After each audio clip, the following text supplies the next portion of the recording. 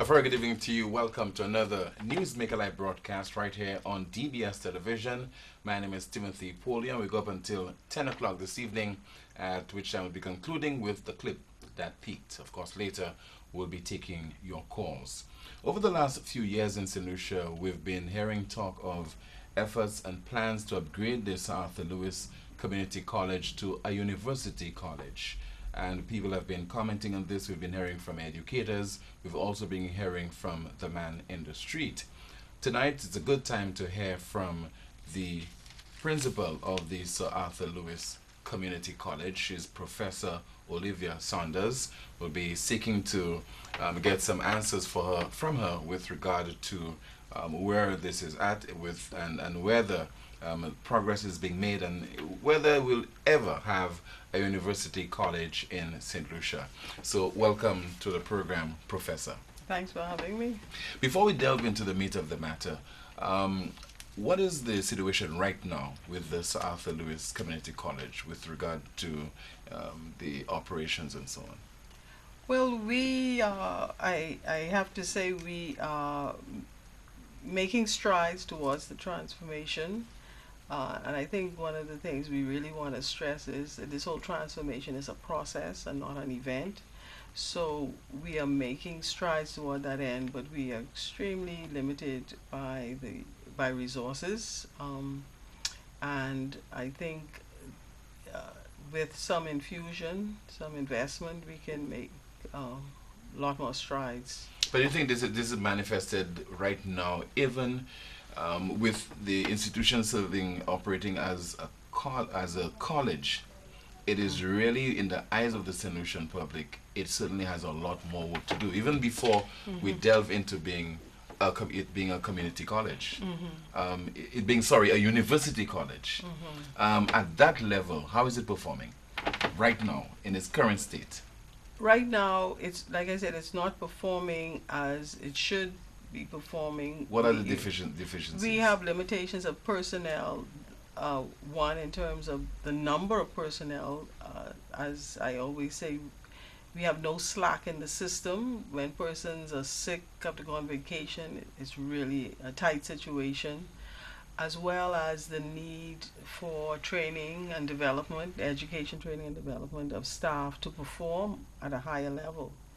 And our finances are such that, we're not even operating on a thread budget. Very, very limited financial. Should we be seeking to rectify those problems, look at those issues before we even talk about transforming it into a community college or university college, sorry? Well, that's one way you can look at it, and that'll just take you even longer to get where you want, which I'm advised is to become a university college. So what I'm trying to do is both at the same time. They're not mutually exclusive events. So everything we're doing ever since I came on board is in furtherance of us attaining university college. So if we have an issue, we don't fix it at a particular level that may be satisfactory for 5-10 years ago as a community college. I want to create a new environment in that particular area. So in terms of the approaches that we take, our perspective of who we are is now different. So you came to St. Lucia in January of last year with a particular mandate? Yes. And that mandate is? To facilitate, to help and lead the transformation to University College. Okay. How would you describe your efforts over the last year and few months? I would say the efforts being made by the college community have been extremely what word may be the best word to say? It's been extremely forceful given the pushbacks of the situation. You would have heard last year of all the challenges we had, for example, with the physical plant. And so this is an example of our approach. So previously, we would just paint over the situation. We have an issue with mold, so we just try to, wash it over. But I try to go to the heart of the problem. So the heart of the problem from in many in the situations, for example, with the library, with the Leighton Thomas building, with the bottom of the business building, is structural.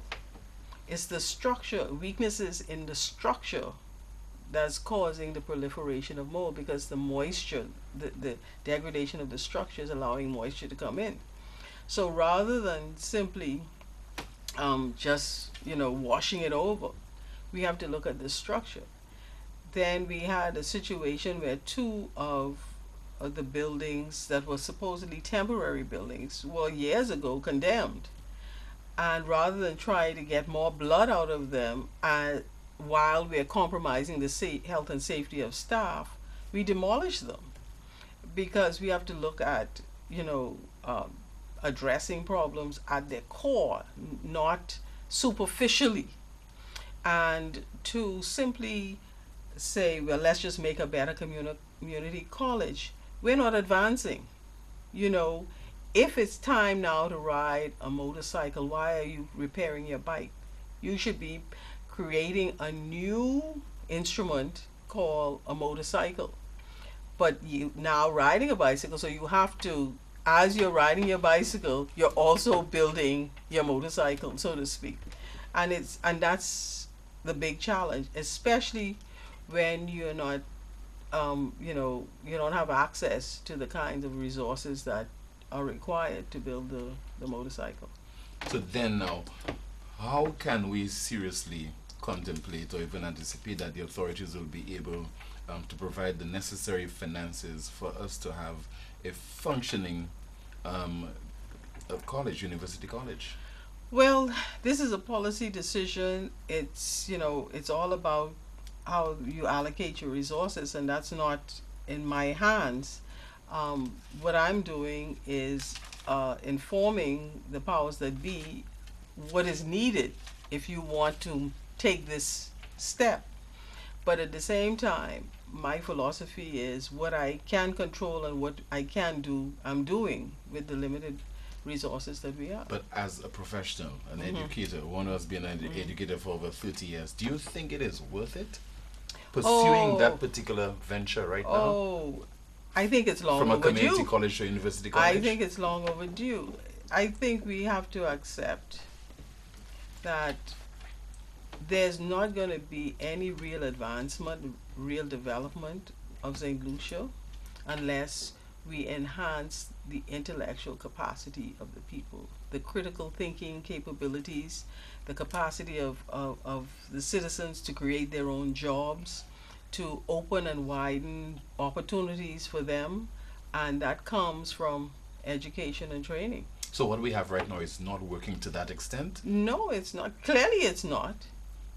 We have a lot of more brighter people coming from University of the West Indies and outside of the region coming back to contribute. But see, here again, if you look at the percentage of St. Lucians who have gone through tertiary education, it's a very small percentage. We have to up that percentage in a big way if we really want to advance. Otherwise, we're going to be dependent on somebody else to come in and advance us. And all that's going to happen is we will be marginalized. We have to prepare our people to take advantage of St. Lucia and to become wealthy in St. Lucia, from St. Lucia.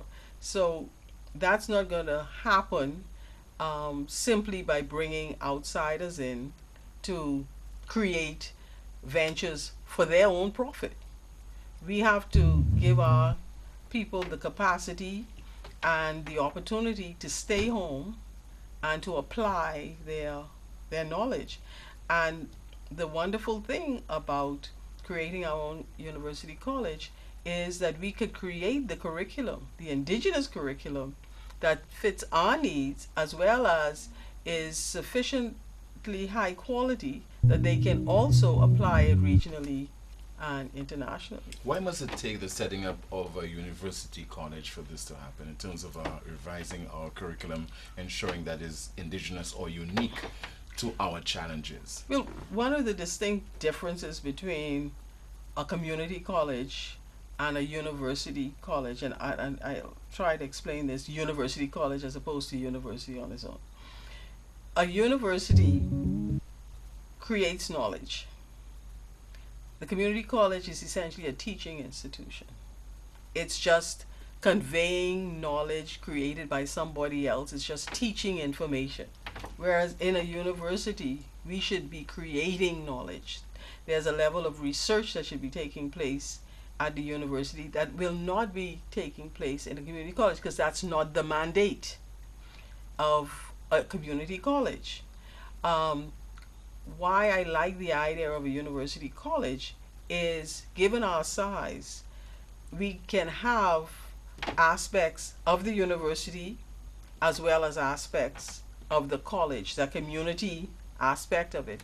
And it allows us then to spread our wings throughout the length and breadth of St. Lucia to provide access to tertiary education for all St. Lucians as much as possible. What about the cost of that education? Because I'm sure there's some parents who are watching the broadcast, and even students will tell you that as it stands now, they cannot even afford the cost of sending their children to the Sir Arthur Lewis Community College, much less sending them to a university college.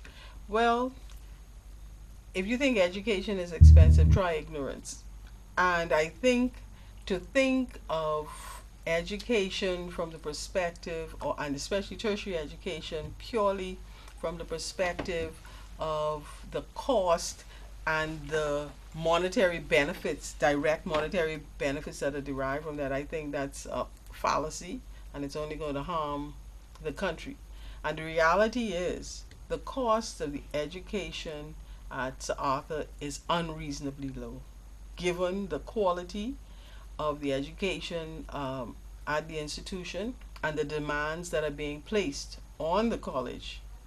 So there But must even, be. even what students are paying now, do you think it is value for money when they have all those complaints with the quality of the furniture and so on? You get what you pay for.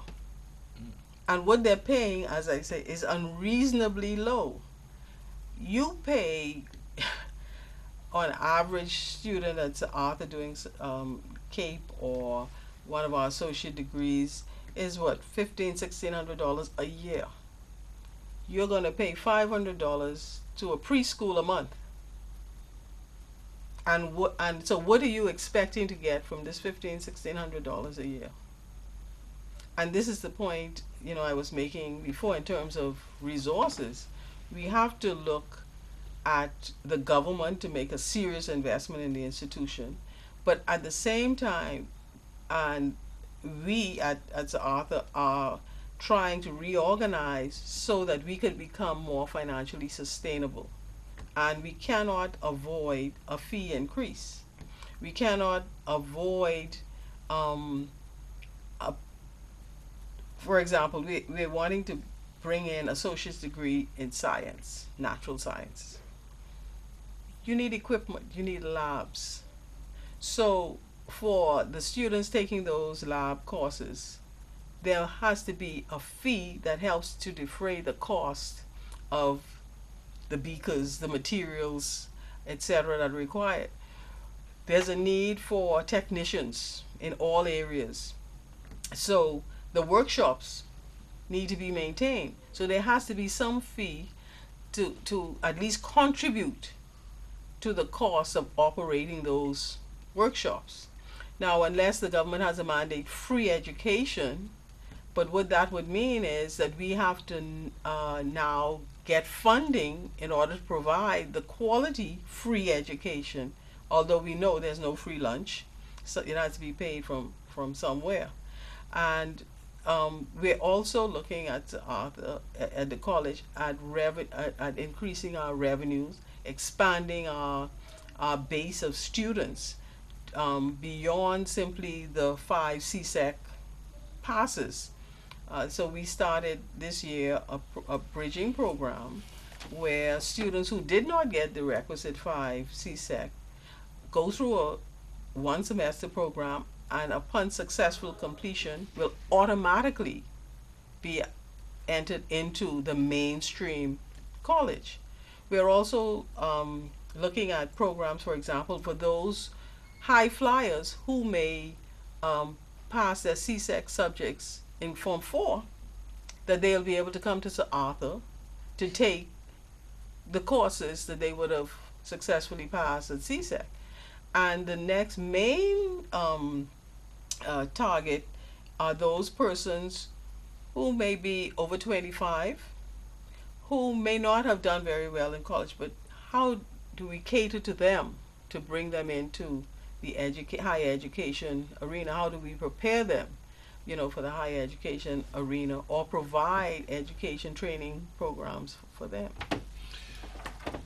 Since you've been in St. Lucia, how would you, in your assessment, determine the interest that St. Lucians on the whole are paying in education, or paying to education? I think St. Lucians are very concerned with education and the desire for high quality education. I think in general there's a seriousness about education. I think there is a somewhat of a delusional perception of the cost of having quality education, however. Because genuinely, some people really cannot afford it. Genuinely, Sir Arthur Lewis said that, the path to development is basically one who is educated. Education will lead one to success. well, see, from my perspective, that's a government policy issue. So if it's the government's policy to have at least one person from each household enter university, the best bet is Sir Arthur, not external institutions or sending students abroad. So Arthur will always be cheaper, because even if we increase our fees by tenfold, it still would be cheaper than going abroad. Do you think that automatically somebody graduating from secondary school should attend classes or school at the Sir Arthur Lewis Community College, or move on straight to university if they can afford it? Because you've heard in certain Remember, instances, we are creating a university.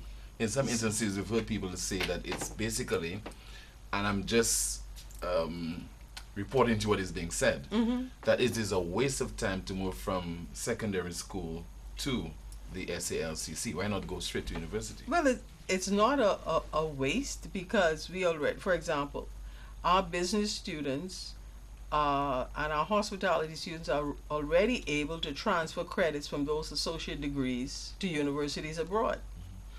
We are in the process of, and we've already passed at the academic board, associate degrees in DAGs, in associate degrees in arts and sciences, in the humanities, social science, natural science, mathematics. We're working on more of them.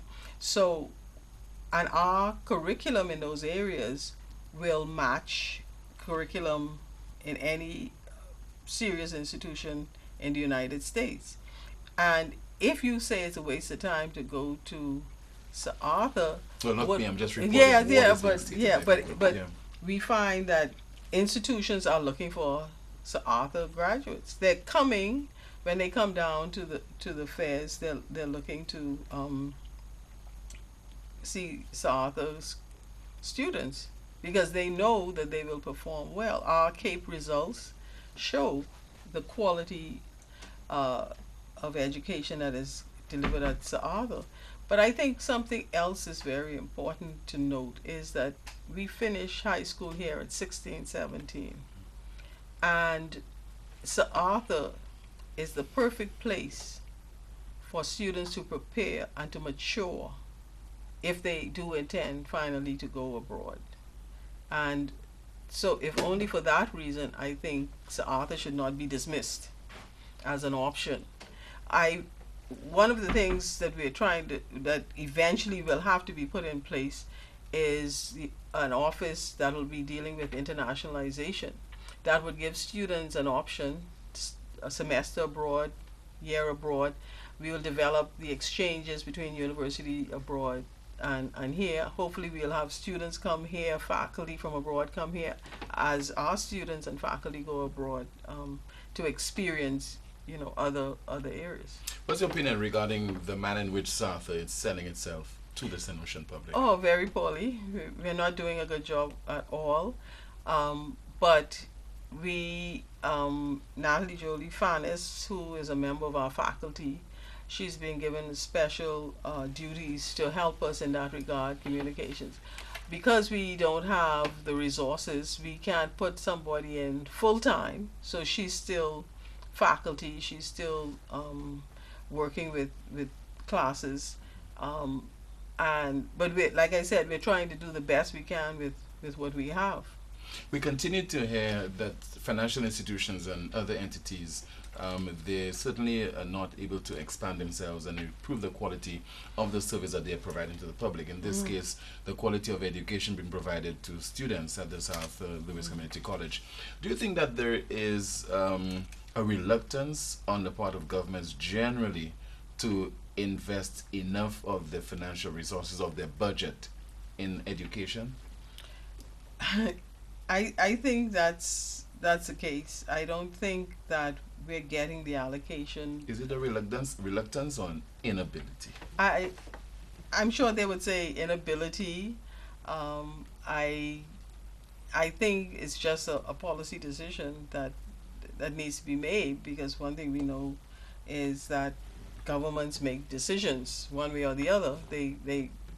Economics is about the allocation of resources, and you're allocating resources A, B, C, D, and you can't expect to get returns if you don't make the investment. But how do you prioritize? Because any government will tell you, whether it's Barbados, Trinidad, St. Lucia, will tell you that they're currently in a bind, and maybe they've been saying that even when they could have afforded, but right now, speaking now, they're currently in a bind with regard to the lack of financial resources, lack of grant aid and assistance from overseas, and right now they have to prioritize. Crime remains a major issue, healthcare is a major issue, unemployment, and so on. Do you think their argument would be justified in terms of saying that we really cannot pump the huge sums that you're looking for with regard to improving the state of the South Louis Community College? I'm sure there's justification. You can justify whatever you want to justify. And so in that case, what we need to do then is to decide what we want to have. So either you want this thing and you want Sir Arthur to be providing all of these fantastic services and programs and doing this and doing that, or you can say, well, we cannot assist you any further, let's retrench. Maybe let's contract. So I think this is really the decision we want to make. Do we want to expand? But the contract will not be politically expedient, because of the fallout. But is it backlash? And I would put it, is it politically expedient to have Sir Arthur continue to limp along? If, for example, members of the public are not aware of its predicament, if it is happening behind closed doors, within the confines of the complex, and people are not agitating or complaining, then the masses will not be aware of that particular situation. Yeah.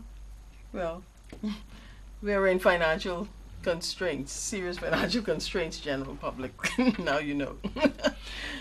Do you think it's a case where your predecessors have been probably inadvertently been in collusion with the authorities by not stating clearly the state of affairs at the South Louis Community College? I'm sure, I can't speak to whether they didn't state clearly or not.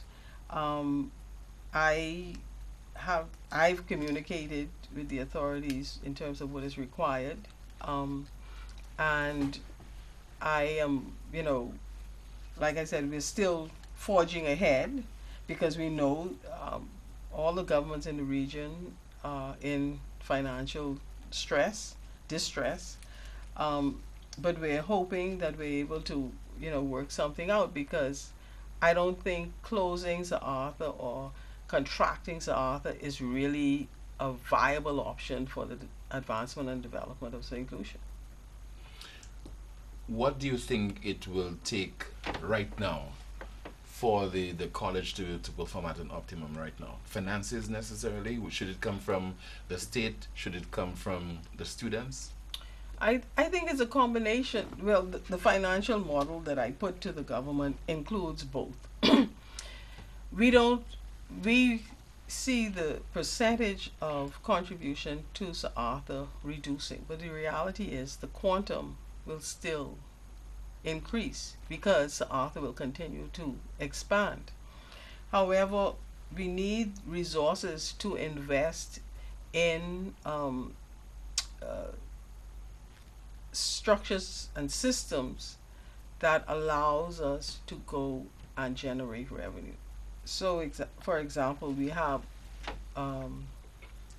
a farm. We want to expand the farm. Well, you need seeds, right? So there has to be an investment in order for the farm to produce and then pay back. Is the farm collaborating, let's say, with the Ministry of Agriculture? Yes, yes, we have very strong collaborations with. We are wanting to expand our capacity to utilize our campus, for example, for that outsiders may want to come use, let's say, our conference room to have meetings, but we need an investment to have that room at a quality and standard that someone will be willing to pay for it. We would want, like I said, to expand our offerings to more St. Lucians. But how do we do that without an investment? We're already tied. Our hands are very seriously seriously tied. Now to ask us to expand beyond where we are with what we have, I don't think, can, reasonably be expected to be something that can happen. For how long can this continue? Because in my interview a few months ago with the education minister, she was saying that a proposal was made to her suggestion to increase the tuition fees this year, and she decided not to implement it. But for how long can this continue? Well, there must be an increase next academic year. I can't see it not happening. If it doesn't happen, I think you're just condemning Sir Arthur to the morass of stagnance. It is that bad? Yes, because even if we wanted a better community college and not go to university college, investments need to be made. We have a makeshift library. No institution, whether you're community college or university college, should not have a first-class library. There's the infrastructure of a library. Yes, like I said, we have a makeshift library. We still have our online resources, but students don't have a place on campus, a proper place on campus to study. So things like that require investment. Whether, like I said, whether we stay as a community college or whether we become a university college. You're watching Newsmaker Live right here on DBS Television with me, Timothy Polia, and my guest, she is the principal of the Sir Arthur Lewis Community College, Professor Olivia Saunders. We'll continue the discussion in just a moment and take your calls later. Stay with us.